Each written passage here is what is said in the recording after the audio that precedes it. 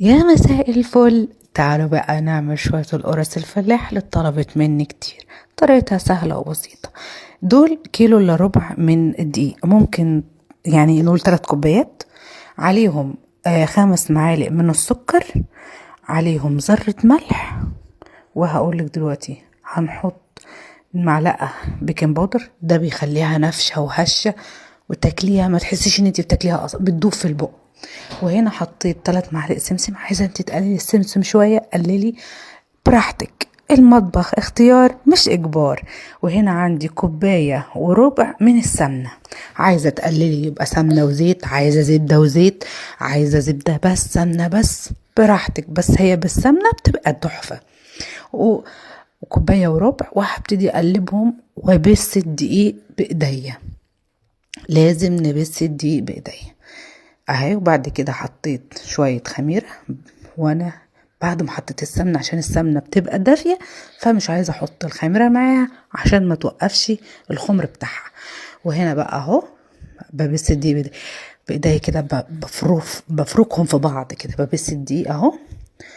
وطبعا لو وصلتي لحد هنا متنسيش اللايك الجميل والمتابعة لاختك، وما تنسيش لو انت على اليوتيوب تفعلي زر الجرس عشان يوصلك كل جديد.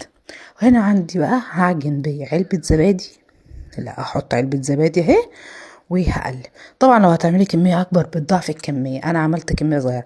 هنا بقى جبت كوباية مية دافية واحطها جنبي، مش هحطها، هحط حبة بحبة. انا خدت محتاجتش ده على حسب عرق الدقيق بتاعك، او الدقيق بتاعك هياخد لحد قد ايه. انا خدت مني ربع كوباية تقريبا، ما زودتش عن ربع.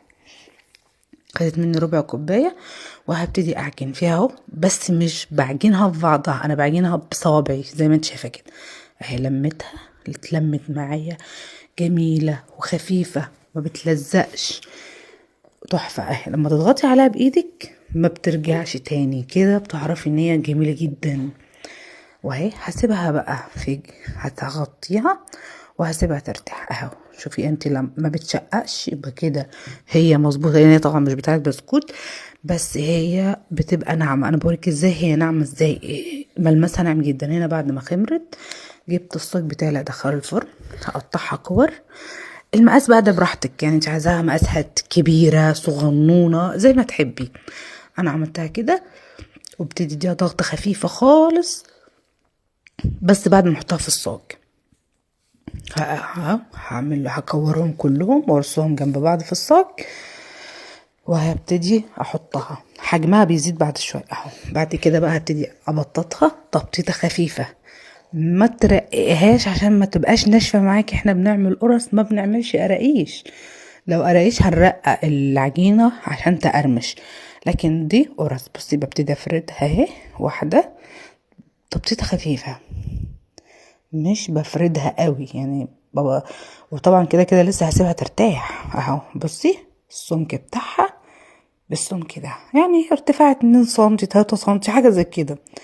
انا ببططها، بعد كده بجيب شوكة واعمل لها الشكل الحلو ده عشان تخمر بالمنظر ده اهي. بعد ما دخلتها الفرن على درجة حرارة 180، الرف اللي تحت اللي في النص بحاجة بسيطة، ونخلي بالنا اهي ده يبدوب.